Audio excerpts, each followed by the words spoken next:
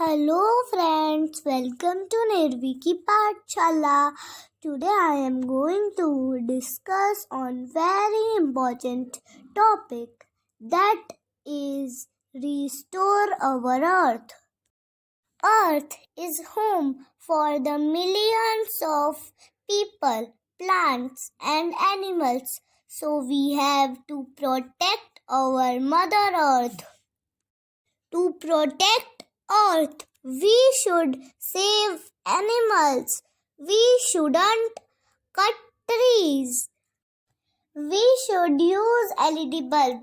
These bulbs are eco-friendly, save water, save earth.